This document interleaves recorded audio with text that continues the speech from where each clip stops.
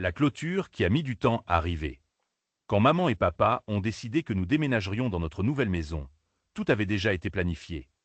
Monsieur Jacques et Madame Élodie leur avaient expliqué dès le début que, bien qu'il n'y ait jamais eu de clôture pour séparer les jardins, il serait judicieux d'en installer une maintenant.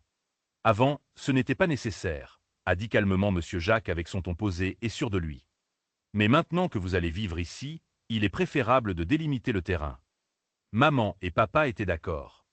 D'après ce qu'ils racontaient, les anciens occupants de notre maison étaient des proches parents de Monsieur Jacques et Madame Élodie. Alors le jardin avait toujours été un espace partagé. Mais avec notre arrivée en tant que nouveaux voisins, l'idée de construire une clôture a semblé tout à fait logique. Cependant, la clôture n'est pas arrivée tout de suite. Il a d'abord fallu effectuer d'autres rénovations dans notre maison. Réparer le toit, repeindre les murs, changer quelques fenêtres. Des choses que papa considérait comme urgentes. Pendant ce temps, le jardin restait un espace commun. Souvent, pendant que papa bricolait à la maison, je me retrouvais à observer Monsieur Jacques dans son jardin. Il travaillait avec des gestes précis et méthodiques, comme s'il suivait un plan secret que lui seul comprenait. De son côté, Madame Élodie trouvait toujours une excuse pour sortir dans le jardin et discuter avec maman. Mais ce n'était jamais de simples discussions, c'était surtout des éclats de rire sans fin.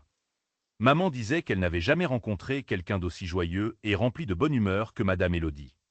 Le fait qu'il n'y ait pas encore de clôture entre nos jardins ne me dérangeait pas. En réalité, j'adorais ça. L'absence de limite donnait l'impression que le jardin était un seul et même univers où je pouvais courir librement. Je passais des heures près de la vieille balançoire qui grinçait encore, à ramasser des feuilles mortes ou à inventer des histoires fantastiques sur les buissons qui semblaient cacher des secrets. Bien sûr, tout n'était pas parfait. Parfois, en jouant avec mes frères, le ballon roulait de l'autre côté, dans les plates-bandes de Monsieur Jacques, qu'il entretenait avec un soin infini. Je savais qu'il n'aimait pas que l'on piétine ses fleurs, alors je faisais toujours attention en récupérant le ballon, comme si je récupérais un trésor perdu. Les mois ont passé, et bien que nous sachions tous que la clôture arriverait tôt ou tard, en attendant, le jardin restait le nôtre. Ou plutôt, il appartenait à tout le monde.